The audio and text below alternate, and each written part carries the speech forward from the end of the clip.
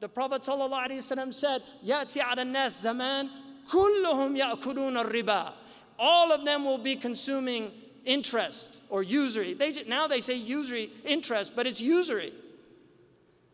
All of them will be eating interest or usury. And then the Sahaba said, كُلُّهُمْ? Because they knew the enormity of the sin. They said, كُلُّهُمْ ya Rasulullah? He said, all of them. And he said, وَمَنْ لَمْ يَأْكُلْهُ يُصَابُ مِنْ غُبَارِهِ. And the one that doesn't consume it directly will be covered in its dust. Sadaqa Rasulullah. You have to see the prophecy in that. Sadaqa Rasulullah sallallahu alaihi wasallam. So the other thing that you can do, support your local economies. Buy local. Support your local economies. We have farmers markets that are being revived in the United States, supporting small farmers, getting out of the agro business. All of these diseases are coming from these agro businesses. You have to support your local farmers. The other thing that's very important is to recognize the problem of food. We live in a completely unjust food system. In America, because sugar can be produced much cheaper in places, they put all of these restrictions on the importation of sugar. And so Americans now are eating corn syrup produced in America and getting fat from this corn syrup. Because corn syrup is actually not a good source of sugar. That's an example, but I'll give you a worse example. The most important study that's been done on nutrition ever is the China study by Dr. Campbell and his researchers. This was a first-rate researcher from Harvard, from Princeton, teamed up with Oxford. He was a completely credible scientist. And Premier Deng in China died of cancer of the bladder. Before he died, he set aside money to do a study of nutrition in China and disease relation. So this was independently funded. Campbell ran that team, and the result of it is the China study. Some things about the China study that are very important. The first thing is that the results were so radical that the food pyramid was changed to be more scientific. But because meat and dairy were completely minimized in the diet, the meat and dairy industry in the United States lobbied so hard that they actually changed the pyramid, which means science is no longer serving humanity, it's serving corporate interests. That's what it means. Science is serving corporate interests. That is wrong. In the China study, what they found is that in areas where their protein was less than 5% from meat and dairy, there was no cancer. There was no cancer. The original study was done in Hyderabad in India. And the Harvard scientists, they laughed at it and they said, oh, they must have got the cages mixed up. Campbell replicated this science repeatedly. Some things about meat and dairy consumption. First of all, the meat and dairy today is not the meat and dairy that Grandma and Grandpa ate. The meat that Grandma and Grandpa ate were free range, what they would call now organic. They didn't have a word for it because everything was organic 50 years ago. Organic, free range, happily raised animals on farms where they actually treated animals with some dignity. Farmers actually had relationships with their animals. They treated them with dignity. Now, and my grandfather had a cattle ranch, so I actually spent my summers on a cattle ranch, and I herded cattle, and I saw. My grandfather, the first time I got on a horse, before I got on the horse, he put a pencil in my mouth and yanked it back really hard. And he said, that's what the horse feels when you're using that bit, so don't forget it. That was my first lesson, because that's the way people taught. They had respect for their animals.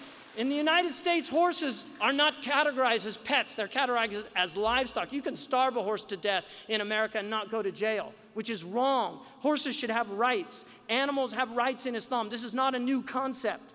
Our religion gives animals rights. Ants have rights. In the book of Zuhd, one of the Sahaba used to go out and put breadcrumbs on the anthill that was near his house, and one of the tabi'een asked him what he was doing. He said, I don't want them testifying against me on Yom Al-Qiyamah that I didn't fulfill the rights of the neighbor. I mean, this is an anthill. What kind of psychology did these people have? It's a different world they were living in.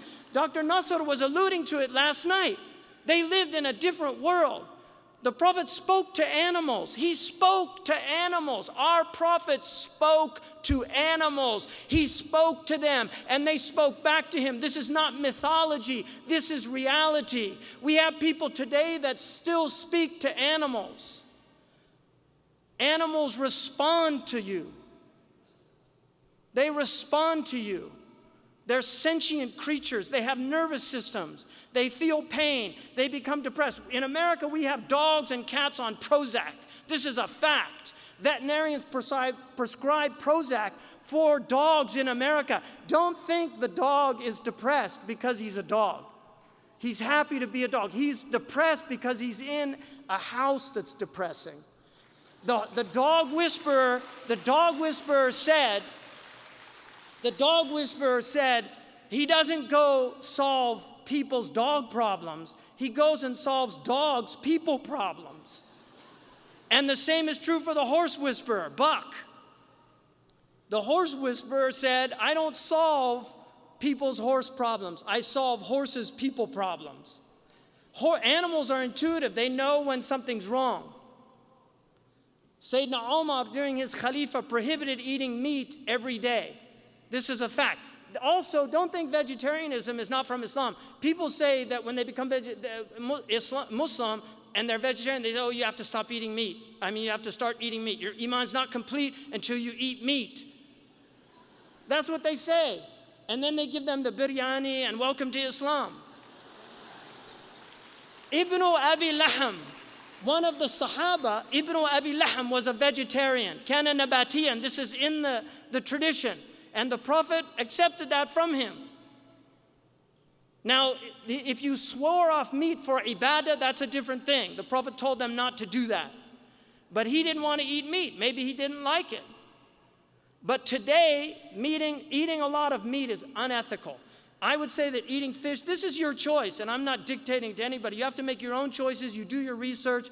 We're not fascists. Think for yourselves. I'm not here to tell you what to do. I'm here to make you think about things, and you go back and you do your own research and you decide for yourselves, because you're all sovereign human beings, and nobody can tell you what to do other than Allah and His Messenger, and that's it.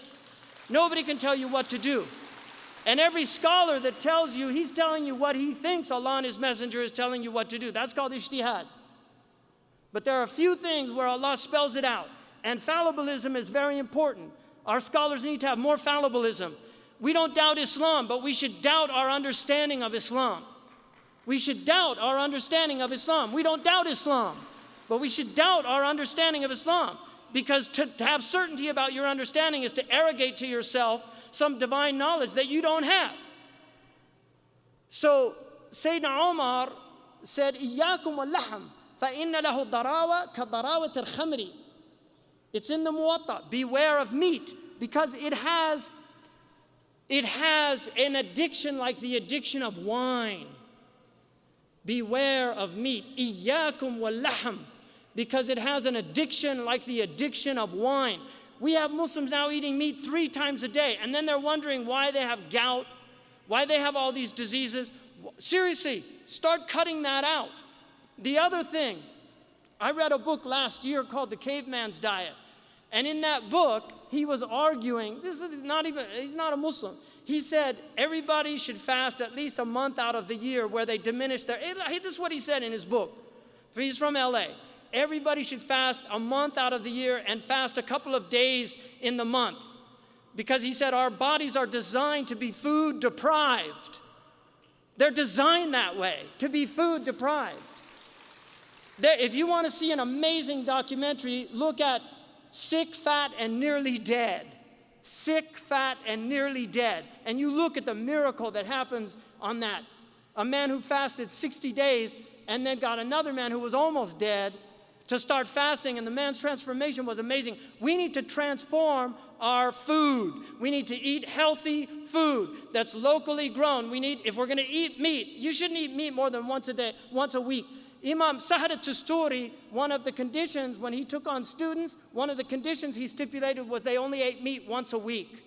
In Maliki fiqh, a rich woman is entitled to meat twice a week. Muslims were semi-vegetarians. The Prophet ﷺ was a semi-vegetarian. He did not eat a lot of meat. This is a fact. You can read it in the seerah. 2 months they would see no smoke came out of his chimney. And they would say, what were you eating? They said, al-aswadain. It's in the Sahih collection. Al-aswadain, water and dates. Dates are one of the most beneficial foods in the world. So this is absolutely imperative that you change your diets. We're eating far too much processed foods. All of this cancer, 1 out of 4 people is getting cancer now. Heart disease, diabetes. 70% of people in some of the Gulf states over 40 have type 2 diabetes. 70%. They're drinking, eating all this processed food. Cancer has become epidemic in West Africa because they're eating all these processed foods. Eat fresh, healthy foods. Eat good foods. This is part of our religion. Allah doesn't mention food without mentioning halal and tayyib. Make your food a source of nutrition. Don't eat empty food. Don't eat too much food. Really, eat twice a day. Sahal was asked, he said, what do you say about a man who eats once a day? He said, akul al-anbiya, that's the way the prophets eat. He said, what about twice a day? He said, akul al-salihin. He said, that's the way the righteous eat. And then he said, what about 3 times a day? He said, build for them a trough. Build for them a trough. Now, the other thing, and this is very important, I'll conclude with, I'm out of time. I'll conclude with this. Support companies that are socially responsible. The way that you can do this starting out is there are several guides that can do this. There are fair trade guides. One of the best is the Better World Buying Guide. You can get an app for it. I've got an app here. We actually invited the author, who's a sociologist, really sweet man. We invited him. It's called Better World Shopper. It's an app that you can buy. Anything that you want to buy, you go onto it. So you go to supermarkets, and they will rate your supermarkets based on how socially responsible they are. A+, A-, C, C+, C, D, and F. Airlines. If you're going to fly Virgin Airlines, fly Air Canada, fly the Blue, JetBlue, Southwest Airlines. There are airlines that you can fly that are better than the other airlines. They're more socially responsible. They're donating more. They're treating their employees well. And this has been analyzed. There are people that are really serious about this. There's people now called freegans. Do you know about freegans? Freegans are literally dropping out. They're just checking out because they don't want to be part of this unjust system that is killing us. It's killing our planet. It's killing us. And there are people that are more morally responsible in the non-Muslim community than I find in the Muslim community. I know non-Muslims that have given up credit cards altogether because they don't want to be part of these banking systems. And yet we as Muslims aren't willing to make changes. We can create our own system. We have to do these things. This is our duty. And finally, this is all about preparing for the day of judgment. Maybe we won't change this thing. Maybe this is the way it's all headed. You know, Bob Marley, I used to listen to him when I was a kid before I became Muslim. Bob Marley, he said, free your mind from mental slavery. None but ourselves can free our minds. Have no fear of atomic energy. They cannot stop the time. How long will they kill our prophets while we stand aside and look? But some say it's all a part of it. We've got to fulfill the book. Allah subhanahu wa ta'ala is in charge. We're not going to predict the future, but we're people of hope. Our religion is a religion of hope. We have hope in God. لِمَنْ كَانَ يَرْجُ اللَّهِ. We have hope in God. We have hope in our Prophet ﷺ, who will never betray us. No matter how much betrayal in the world, he will never betray you. He will stand by you. He will take you across. He will give you from the hold. He will stand by you as long as you stand by him. The Prophet will never betray you. God will never betray you. Our religion is hope. We have to give our children hope. Hope is a thing with feathers that perches in the soul and sings the tune without the words and never stops at all. And sweetest in the gale is heard. And sore must be the storm that could have bashed the little bird that kept so many warm. I've seen it in the chillest land and on the strangest sea, and never in extremity it asked a crumb of me. Hope is a beautiful thing. Our religion is a religion of hope. we have hope.